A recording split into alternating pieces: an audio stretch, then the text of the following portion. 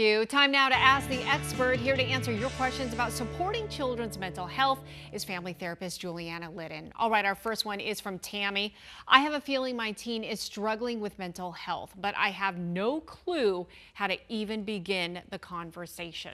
We talked a little bit about this during the segment. It's a tough one. I really encourage you to go in and just start opening up, getting into their world. If this isn't comfortable for you, I know it can be hard.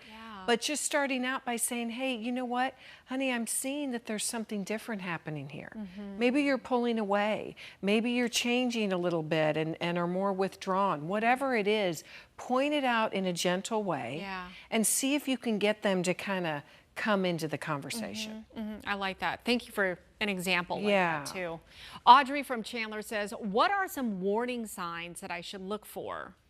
Well, as I said also in the segment, we know our children best. So we're going to know when something just isn't right. Right? Maybe they're staying in their room too long. They're really isolating. Maybe their friend group has changed. Maybe something's going on at school and you can tell by the fact you drop them off, they're not really happy, or when you pick them up. So it's these little things too that can really help you identify something's not right. You know in your gut. It's a little off. Mike says, how do I help get my kids to open up and talk about their concerns? I didn't do that when I was younger. That's tough. It is hard because if we, you know, a lot of times maybe one person in the partnership is better at it than the other. So say, hey, maybe would you want to talk to mom or dad? Maybe there's a grandma or an aunt or an older sibling. So try that route first. And then maybe it's just, hey, would you like to speak to a professional?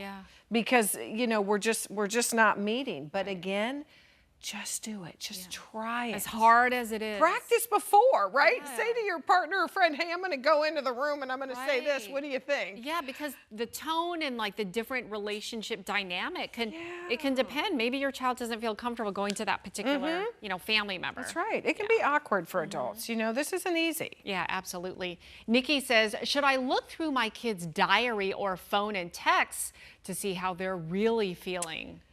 I have some strong feelings about this. I'd love to know. I say sometimes this may need to happen, but it's only in cases where there really is something going on that you have seen. Maybe they're harming themselves. Maybe there's been something, you know, at school where they've told you there's a big thing, or maybe they got involved with law enforcement and something happened. And you really need to start checking because they are not giving you information.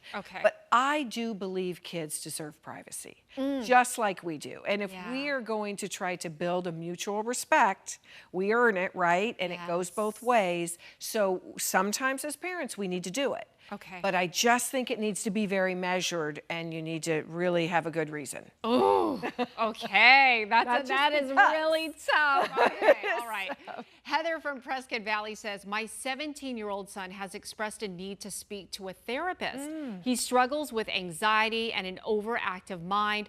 What are your thoughts on EMDR therapy? We touched on this. We did. And I love it. I love it. I think it's a great place to start. It uses eye movements, which sounds kind of funny, eye movements to reprocess some of that trauma.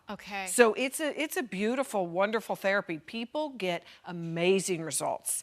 And even kids, it's a good place to start. So keep checking it out. You know, we also in that prior segment talked about hypnotherapy. Would that be something? Maybe it certainly could, and I do that. And with trauma, it really can help. And with a lot of things where we get stuck. Right? Because my goodness, in life, you know, we're always having these hiccups, right?